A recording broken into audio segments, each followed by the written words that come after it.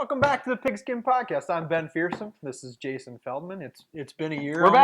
back. I know it's been a year almost, Feldy. And Excited? are you? Yeah, it's football season. I know. I am excited about football. It's kind of been wall to wall football for us here recently. Has been. So let's touch on Pigskin. I know. I forgot. We'll to talk grab about it, but We might. pick it up Friday.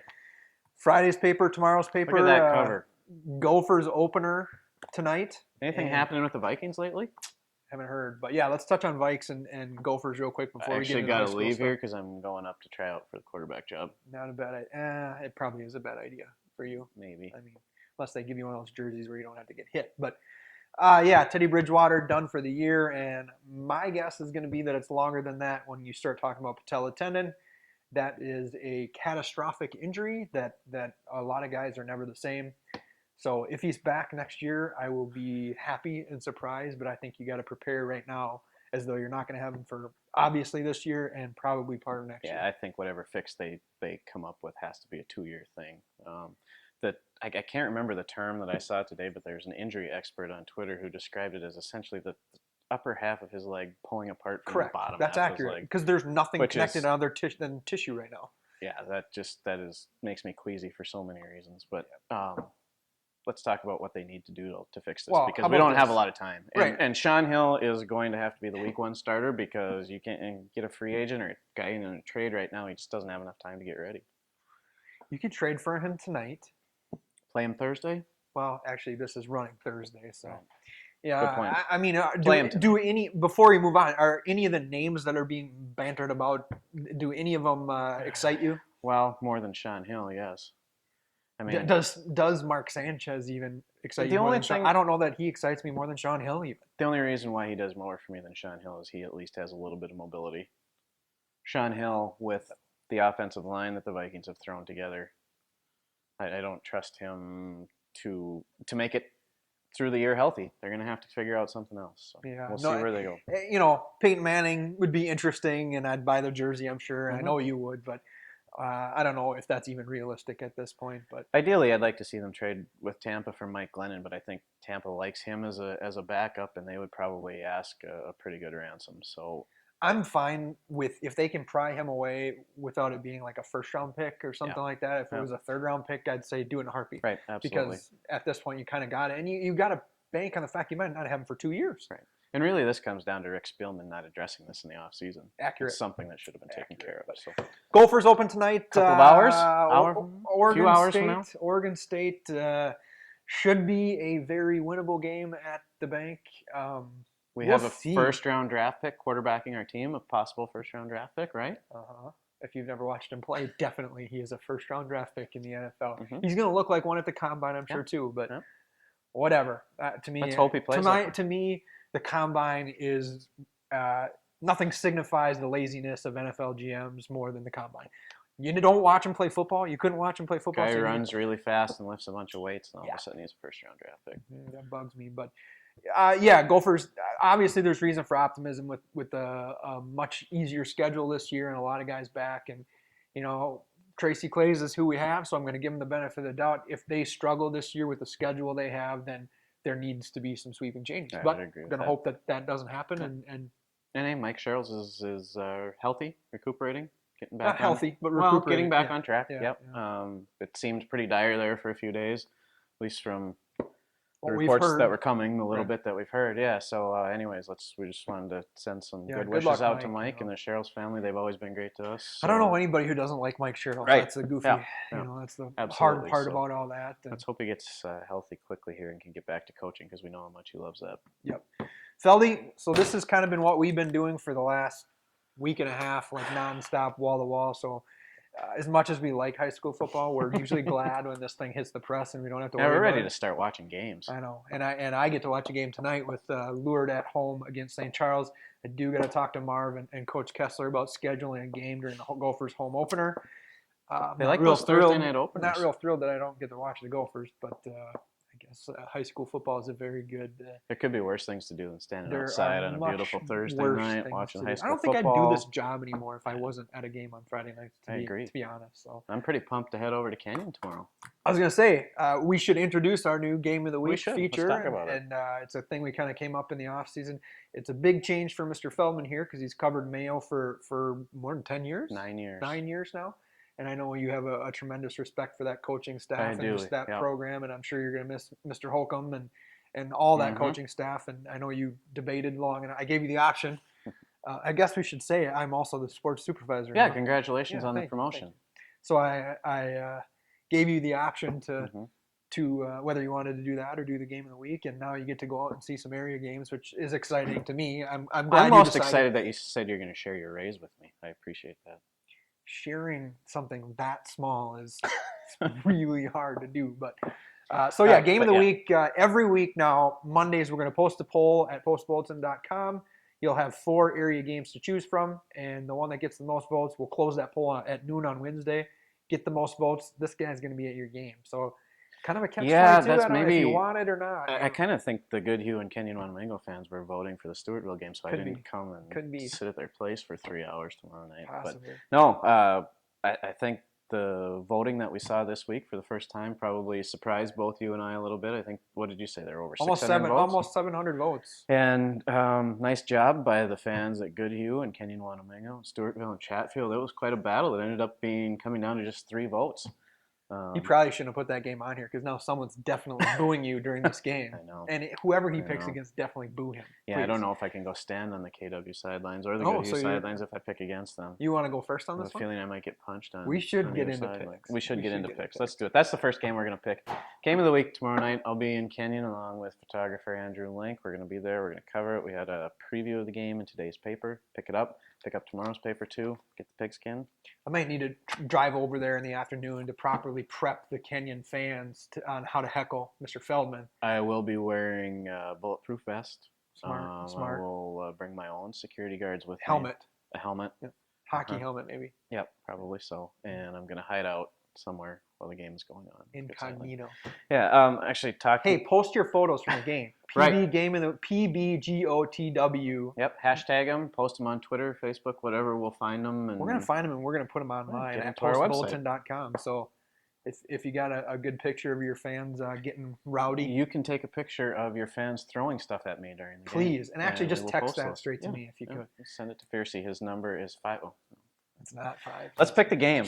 Goodhue at Kenyon-Wanamingo. These teams met in the regular season opener last year. Goodhue won that one by a couple of touchdowns.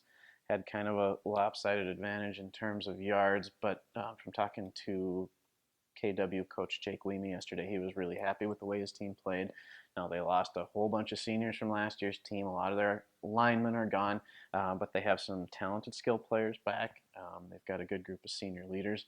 And so I think we might see a little closer game here maybe than we expect. But if I've learned anything from working with you and now that you're my boss and I have to do this, it's going to be a close one, and I'm going to go with Goodhue 20-18. How dare you jump on G-Force when you know I'm a Goodhue? You made me. Whatever. Goodhue did go to state last year. Off camera. And Goodhue did also graduate some very good. You know, they kind of graduated their heart and soul with Casey Deneen. That guy was so much fun to watch because he's about your size and played as big as anybody on the football field. So, you know what, though? Because you got to stand on the Kenyon sideline, I'm going with Kenyon. Remember that, Kenyon people. Goodhue people forget it. But Kenyon, I'm going Kenyon-Wanamingo. I think it's going to be a really close game. I think so, too. This will be one of the better games to open the season. Yeah, and I do think Kenyon has some talent back. I know Goodhue does, too. And I think both of them have very good coaching staffs. I'm going to go with the Knights 14-7. It's a good pick. I only lean towards Goodhue just because they have some linemen back. KW is still getting accustomed to nobody comes into Kenyon and pushes us Maybe around. not. Hey, you know what? I've been working here for almost 12 years. Before the last couple of weeks, I think I had been to Kenyon once, and now I was there 2 weeks ago to write about the volleyball team, and now I'm headed back there on Friday. So I think I'm just going to start working out of our office in Kenyon. I may have ventured there a time or two to cover a wrestling team or something. Is that all right? Oh, they have good wrestling? They're decent at wrestling. Mm-hmm. So next game, I got to go first. Chatfield at Stewartville. Stewartville's kind of the great unknown this year. When you lose as many amazing athletes as they did, it's hard to predict what you're going to do. They do have their quarterback, Mr. Quant, is back, and there's a couple of decent defensive players. And who knows? Who knows what's waiting in the wings? And the coaches I've talked to that took a peek at them at the scrimmage said there's still some talent on that team, and until somebody beats them, they're still the team to beat. So, I got a hard time believing Chatfield can go over to Stewartville, especially, and knock them off. So I'm going to go Stewie 28-7. Yeah, I agree with you. I think there's a lot of pride left in that Tigers locker room, and I think they've probably heard the same thing that we have about all the players who are gone. But like you said, they have a quarterback returning who threw for almost 2,200 yards, 30 touchdowns last season. Now he's going to have to do it with not the talent. I mean, he had some incredible receivers last year. He will have to make some good receivers and take some time to get acclimated with some new guys there. You got down that depth chart last year. You got to the 4th or 5th receiver, and they were all like as good as any receiver. They were so fast across the board last year. And that's why Stewartville went 11-1. Plus, not to mention their offensive line, their defense that I think allowed about 5 points a game in the regular season. And Chatfield, let's not take anything away from the Gophers either. I know they lost a few guys too, as everybody does, but they had 4 losses last year. You think about that, 2 of them were to Caledonia, who nobody beats. The other one was to Stewartville in the opener. I think this game is going to be closer than last year, but I'm going to go with Stewartville winning at home 27-20. Ooh, really close. Yeah. Wow. It'll be a fun one. All right, next one. This is you first. Blooming Prairie at Rushford-Peterson, and this might be one of the tougher games to pick this year. I think so, and this was one that was up for our game of the week. I thought maybe we'd get some more votes for it. Small schools compared to big schools. Well, not that so Kenyon and Goodhue are. Now you know, Blooming Prairie and Rushford-Peterson, vote next time your teams are up there. We'll come if down. Goodhue and Kenyon can top Stewartville, I mean. Right. But yeah, I think, like you said, this will be one of the better games maybe that we could see all season. Blooming always seems to have that strong passing game. They're breaking in a new quarterback this year, just a sophomore. Seth Peterson, who played a little bit last year, threw for about 300 yards and 3 touchdowns. RP has a good senior class. Lots of good leaders down there. And they have this guy on the cover. He does a lot of good things. Noah Carlson ran for, about 1,600 yards and 15 touchdowns last year. Can't pick against the Trojans and Noah at home. RP 21-16. I'm going with you, unfortunately. I'm going RP. I think Blooming is as good as last year or better, but I think Rushford's in the same boat. I'm going to go Rushford 30-26. It's going to be a close game, but I think Noah Carlson's the kind of kid that's a difference maker in all phases of the game because they're going to find a lot of different ways to get him the football. And on the other side of the ball, he's a pretty dangerous guy too.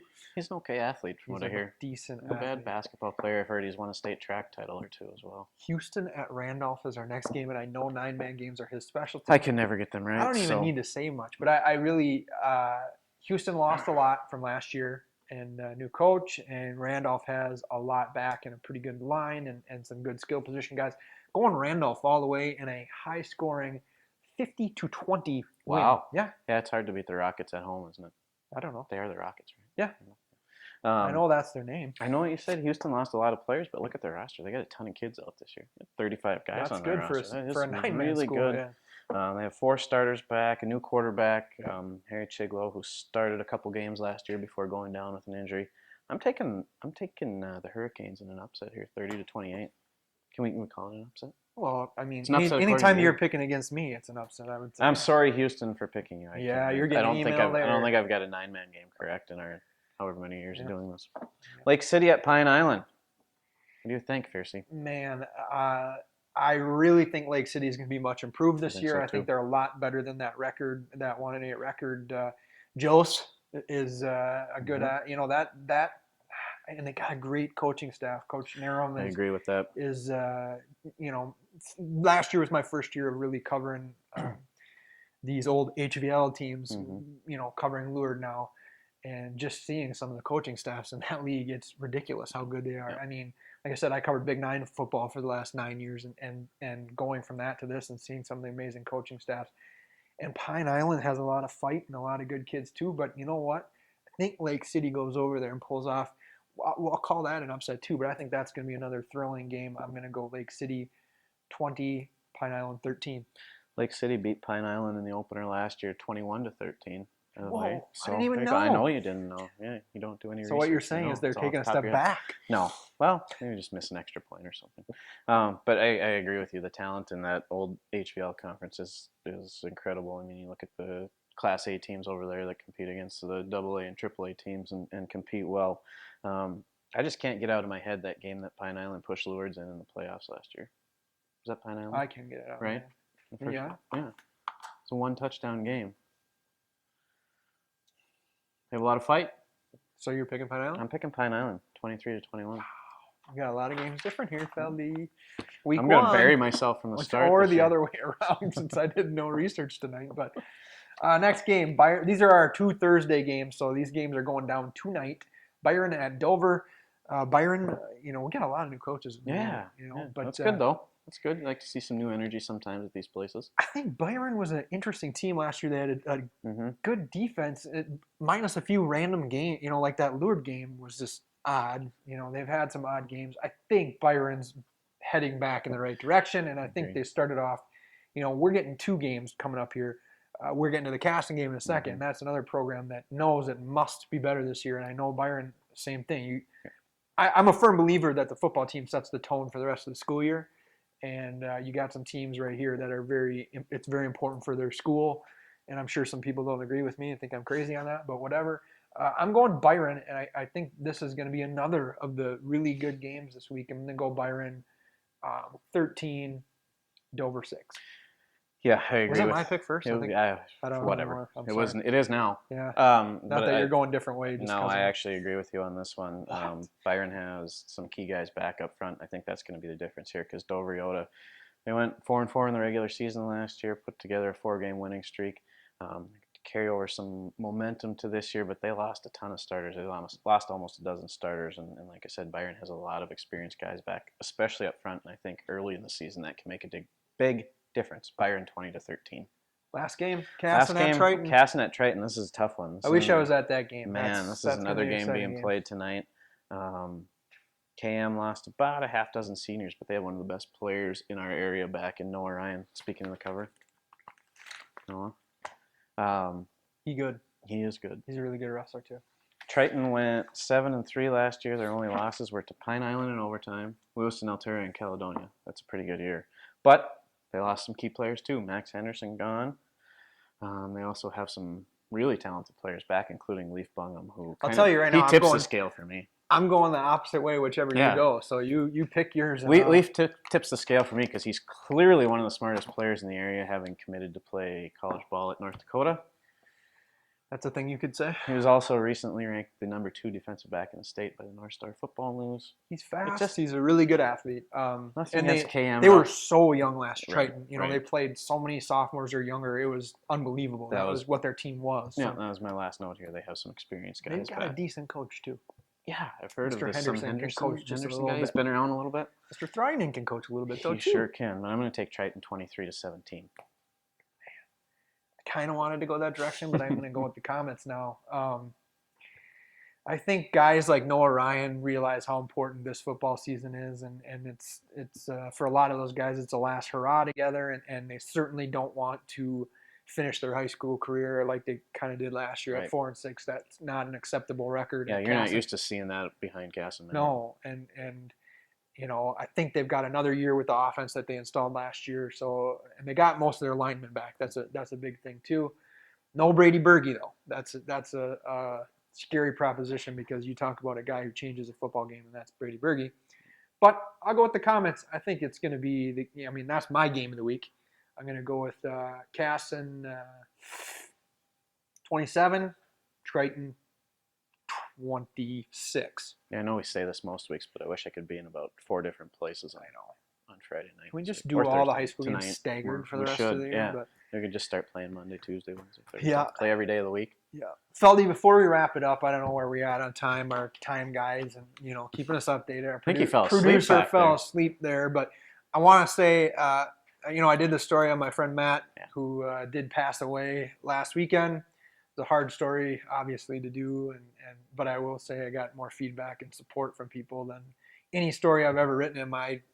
I've been doing this since 2000, not all here, obviously, but and it's not even close how much support I got. So I unfortunately have that funeral today, and it's going to be a very long day. But I want to say goodbye to my buddy Matt, and the thing he did say to me when we talked, and he was kind of at the end there, is he wanted us to create a college fund for his daughter, so we've done that. And you guys are going to have a fundraiser, right? October 14th back in St. Peter, but we also set up an account at a bank in Mankato at CCF Bank. If anybody has any questions about that, if you are so inclined to give to that, then just let me know, and I can go find Phersy's column on our website. Seriously, if I don't know anybody whose life has never been touched by cancer. I lost my mom to cancer almost 2 years ago now, and I know what it's like to watch someone you love go downhill and be affected by that. So go find Phersy's column. Even if you don't give to Matt's fund, just do something, to help research for this disease that just sucks. I mean, it sucks the life out of great people, and we've both seen that now. And it's unfortunate, but I think it's a great thing what you are doing for his family, for his wife and his young daughter. And I got to say, too, the support, just so everybody I probably had over 30 emails, and that doesn't include the Facebook and Twitter and all that stuff, but I've saved it all for his wife and daughter. Obviously, I don't want to show them right now. Right. Down the road, that'll be. But I saved it all, so thank everybody. I thank everybody who reached out, because it does mean a lot. And I know that just talking to her family, especially, just blown away by the support. So thank you to everybody. So. That's it. Enjoy the games this week. Enjoy the games. Going to be a fun week. It should be. Of football. Yeah, we'll be back next week. Yeah. Thanks for watching, everybody.